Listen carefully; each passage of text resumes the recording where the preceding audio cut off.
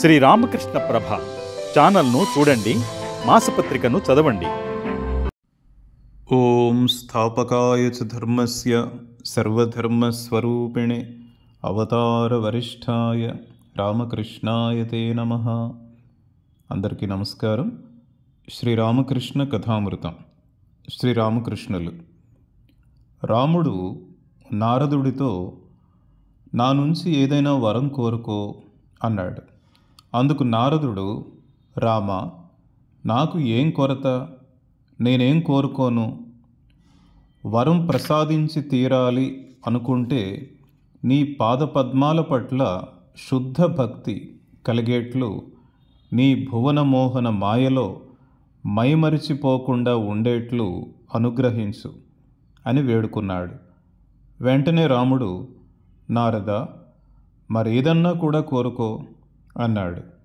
అందుకు నారదుడు, రామ, నాకు మరేది వద్దు, నీ పాదపద్మాల పట్ల శుద్ధ భక్తి కలగాలి, దీన్ని అనుగ్రహిస్తే చాలు అన్నాడు.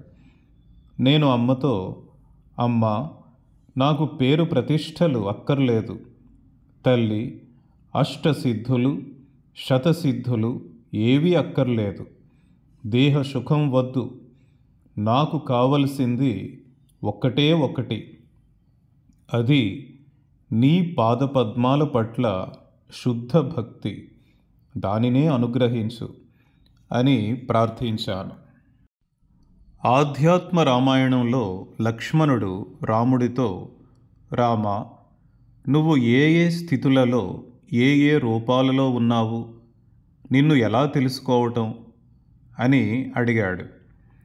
అందుకు రాముడు, తమ్ముడు, ఒక విషయం తెలుసుకో, ఎక్కడైతే ఊర్జిత భక్తి ఉంటుందో అక్కడ నేను నిశ్చయంగా ఉంటాను అన్నాడు. ఊర్జిత భక్తుడు నవ్వుతాడు, విలపిస్తాడు, నృత్యం చేస్తాడు, పాడతాడు. ఎవరికైనా ఈ విధమైన భక్తి కలిగితే అక్కడ భగవంతుడు నెలకొని ఉన్నాడని నిశ్చయంగా తెలుసుకో. చైతన్యులకు ఈ స్థితి కలిగింది. భక్తులు మంత్రముగ్ధులై వింటూ ఉన్నారు. దైవీ వాక్కులను వింటూ ఉన్నట్లు దానిలో మునిగిపోయి ఉన్నారు. కొందరు తమలో ప్రేమ భక్తిలో నవ్వుతాడు, విలపిస్తాడు, నృత్యం చేస్తాడు, పాడతాడు అంటున్నారు శ్రీరామకృష్ణులు. ఇది చైతన్యుల స్థితి మాత్రమే కాదు, శ్రీరామకృష్ణుల స్థితి కూడా ఇదే కదా. అలా అయితే ఇక్కడ భగవంతుడు నెలకొని ఉన్నాడు కదా అనుకుంటూ ఉన్నారు. శ్రీరామకృష్ణులు అమృతతుల్యమైన నివృత్తి మార్గోపదేశాలు చేస్తూ ఉన్నారు. మేఘ గర్జన వలె ఈశాన్కు ఉపదేశ వచనాలు గంభీరంగా చెప్పసాగారు. శ్రీరామకృష్ణులు ఈశాన్తో, ముఖస్థుతి చేసేవారి మాటల్లో మైమరిచిపోకు. పశువు చచ్చిపడి ఉంటే రాబందులు గుమిగూడేట్లు వాళ్ళు విషయాసక్తులను చుట్టుకొంటారు. లౌకికులలో సారం లేదు, వాళ్ళు కేవలం పేడ కుప్పల వంటివారు. ముఖస్థుతి పరులు వీళ్ల వద్దకు వచ్చి, మీరు దానశీలురు, జ్ఞానులు, ధ్యానశీలురు అంటూ పొగడ్తలు చేస్తారు. అవి వట్టి మాటలు కావు, బాణాలు. ఐహిక లోలురైన బ్రాహ్మణ పండితుల మధ్య రేయింబవళ్ళు మెలగటము, వాళ్ల పొగడ్తలు వినటము ఏం తలరాత. సంసారులు ముగ్గురికి దాసులు. వాళ్లలో ఏం సారం ఉంటుంది? వాళ్ళు భార్యలకు దాసులు, ధనానికి దాసులు, పై అధికారికి దాసులు. ఒక ఫలానా వాడు ఉన్నాడు, పేరు చెప్పను, 800 రూపాయల జీతం, కానీ భార్యకు దాసుడు. ఆమె నిలబడమంటే నిలబడతాడు, కూర్చోమంటే కూర్చుంటాడు. వ్యాజ్యాలు పరిష్కరించటం, నాయకత్వం వహించటం, ఇవన్నీ ఏం పనులు? దయా పరోపకారం అన్నీ కావలసిన మేరకు చేసివేశావు. ఇవన్నీ చేసేవారు వేరే తరగతికి చెందినవారు. భగవంతుని పాద పద్మాల పట్ల మనస్సుని నిమగ్నపరచటానికైన కాలం నీకు ఆసన్నమైంది. ఆయన్ను పొందగలిగితే అన్నీ పొందవచ్చు. మొదట భగవంతుడు, ఆ తరువాత దయ, పరోపకారం, లోక కళ్యాణ కార్యాలు, జీవులను తరింపచేయటం అన్నీను. వాటిని గురించి నువ్వు ఎందుకు తలలు బ్రద్దలు కొట్టుకోవాలి? లంకలో రావణుడు మరణించాడు, బేహుల అందుకై రోధించిందట. నీ సంగతి ఇట్లే ఉంది. సర్వసంగ పరిత్యాగి అయిన సన్యాసి ఒకరు నీకు ఇలా చేయి, ఇలా చేయి అని తెలియజేస్తే మంచిది. ఐహికులైన సంసారుల సలహాలు వాళ్ళు బ్రాహ్మణ పండితులైనప్పటికీ సరే, మరెవరైనా సరే సరైనవి కావు. పిచ్చివాడివి అయిపో, భగవత్ ప్రేమలో పిచ్చివాడివే అయిపో. ఈశాన్కి పిచ్చి పట్టింది, సాంసారిక విధులను ఇక ఆయన నిర్వర్తించలేడు అని లోకులకు తెలియాలి.